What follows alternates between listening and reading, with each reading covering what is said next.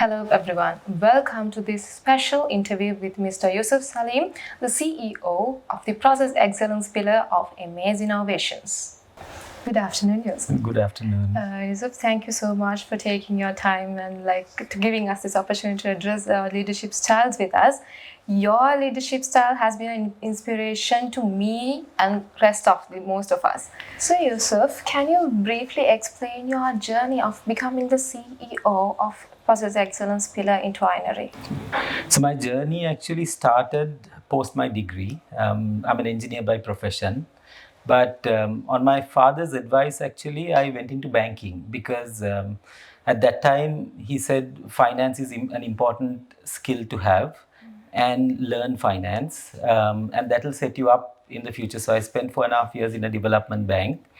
And then I heard of this company called Amaze, which was 28 years ago. It was a very small company that had started, and their style of management was different. They were looking for professionals to come in, and it was in manufacturing, which was where my degree was, in manufacturing systems engineering. So I came into MAS as a systems engineer at Stretchline. From there, I moved into a position of general manager, then into technical director, and then Stretchline was planning to go global and was setting up a factory in China. And it was a greenfield site, so we had to go get the construction approval, build the factory, recruit people, buy the machines, and start commercial production. So I took on that role as a CEO, and that was my first role as a CEO. When I actually came into a group role as the CEO for automation, and then subsequently CEO for process excellence. Yes, it's been quite a long journey. So Yusuf, what has been the most significant challenge that you have faced as a leader, and how did you overcome this challenge? So I had 3 projects that were loss-making projects: Silhouetta, MAS UK, and Trishul and TechSprint. The first challenge I had, which was at Silhouetta, was to restructure the business, right? So we realized that we had built up an overhead that we couldn't sustain. We needed to bring in technical skills for the business. We needed time till the technical skills gained capability. And it was only after that that we could go after sales. So my first job was actually downsizing the team. And that was the first time I had to let go of people. And it was the hardest thing for me to do ever. With that, I had to do something similar in my second job, which was at MAS UK and subsequently at Trishul. And one would think that that challenge would become easier and easier, but it isn't, because when it comes to people, no matter how many times you've done it, if you have to restructure and let people go, it's one of the hardest things that you have to do. So in terms of how did I overcome it, there's no easy way. I think understanding that there is a bigger reason why you're doing this, keeping focused on that reason and thinking that it's going to help the rest of the people in the organization. And actually for me, what I went through with Silhouetta and where Silhouetta is today, it gave me confidence to say that if you do the right thing, more people will benefit. The same thing happened with MAS UK, and the same thing happened with Trishul and TechSprint. So as much as the task is tough, focusing on why you're doing it and keeping that at the back of your head is the best way to deal with situations like that. Yusuf, have you shaped the culture of your organization?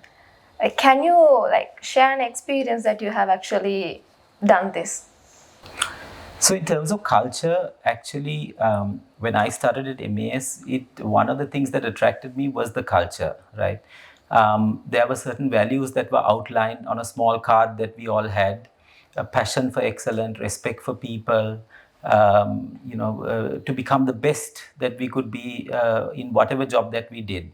So those were really good foundation values that we continued. But when it came to my team in particular, we sort of emphasized the need to be transparent, right? Because building trust with each other is super important.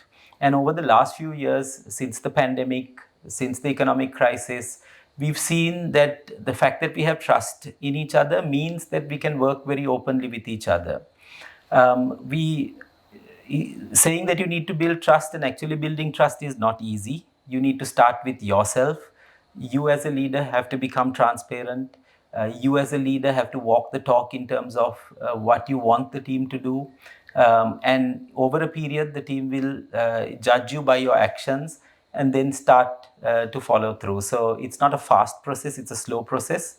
But as a leader, you need to identify what's important, and then figure out, okay, what are the things that I need to do in order to get that same culture in my function. This is gonna be the most contradicting question of this evening.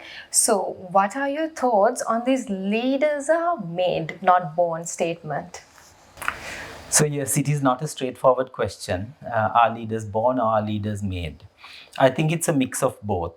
As I've come to, one of the areas that I was responsible for was lean. And I engaged with a lot of consultants who worked at Toyota, where this whole concept really thrived and made the company successful, and also consultants who then subsequently worked and took this concept to other companies. So one thing that I learned was people are the heart of any business, and as a leader, your ability to understand people and select the right people for leadership positions is critical. So in that, if you lean on the science side of things, you will learn that people have things called competencies and skills. Skill is something that you will learn and you can be taught. A competency is something that you have inherently. You can sharpen your competencies with more training and development. But in some cases, if you don't have a competency, it's very difficult for you to build one. I'll give you some examples. If you have the competency of being analytical, you can be trained and you can build the skill of problem solving. But if you are not if you don't have that competency of being detailed and analytical, it's very difficult. If you have the competency of building relationships with people, you can be trained on how to do that better, right? So if you are to be a leader, and depending on the role that you're giving leadership to, it's very important to see whether the person has a set of competencies that will help that person to be successful in that role. If that person has that set of competencies, for sure you can bridge all the other gaps through training and development, and help that person become a leader. So that's why I said it's a bit of both. Not all leaders come into their leadership position with the competencies, and some of them evolve. But if you look at it in terms of having a high chance of success, if you pick a leadership role that is in line with your set of competencies, the chances of you being successful are much, much higher. Thank you so much for Yusuf for sharing your journey and your experiences with us. I pay a lot of gratitude for your wisdom that you shared with everything, and thank you once again for your time and the effort that you put on with us. Thank you. Thank you very much for having me on this. Thank you.